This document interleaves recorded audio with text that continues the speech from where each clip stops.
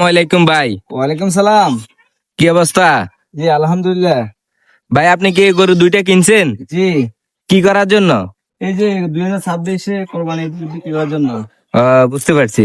আচ্ছা, আমাদের দর্শক ভাইরা অনেকে বিভ্রান্ত, গরু বাজার থেকে কেনার পরে অনেক সময় অসুস্থ হয়, তো আপনি বাজার থেকে কিনে কি করেন?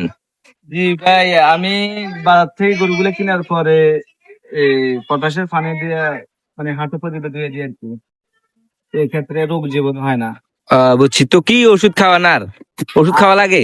গরুগুলো তো অনেক জার্নি করে চলে, জার্নি করে আসে, তো অনেক দূর থেকে আসছে, বলা তো যায় না কয়দিন তারা জার্নি করে আসছে। ওই হিসাবে আমরা সর্বপ্রথমে গরুগুলাকে ফার্স্ট বাইট দিই আর কি। এটা গুলো ব্যথা এবং জ্বর দুটোটা কমে যাবে গা, আর গরু খাওয়া দাওয়া শুরু করবে। আর যদি এগুলো না খাওয়ান ফার্স্ট বাইট, তাহলে গরুর শরীরের ব্যথা এগুলা খেতে চায় না, 4-5 দিন এই হয়ে যায়। এই কারণে গরু রং শুকাই যায়, শরীর শুকাই যায় গা।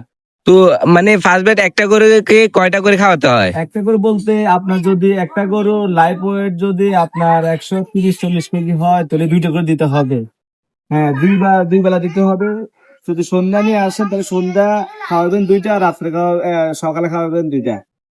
আর গরু, আর যদি বড় গরু হয়, যদি লাইফ ওয়েট 200 কেজি হয়, তাহলে 3টা করে ছটা দিবেন। আমরা তো জানি গরু মশা মাছি কামড়ালে অনেক অসুস্থ হয়ে যায়, এটা কি সত্যি? জি জি, আপনার যদি গরুকে যতই খাবার, দানাদার খাবার, ন্যাচারালি খাবার খাওয়ান, গরু কিন্তু বড় হবে না বা স্বাস্থ্য হবে না, গরু অসুস্থ হয়ে যাবে। মশা মাছি থেকে অবশ্যই আপনাকে বাঁচাতে হবে। বুঝতে পারছি। তো আপনি মশা থেকে বাঁচানোর জন্য গরুকে কি ইউজ করেন? কয়েল? কয়েল ইউজ করি। এরপরে আমার ঘরে মশা দিয়ে আছে, তারপরও অনেকগুলো মশা হয়, এই কারণে আমরা নারকেলের দিয়া চোপা দিয়া এই যে ধূপ দিয়ে আমরা ধোঁয়া দিই গরুকে, তাহলে অনেকটা কমে যায়, চলে যায়।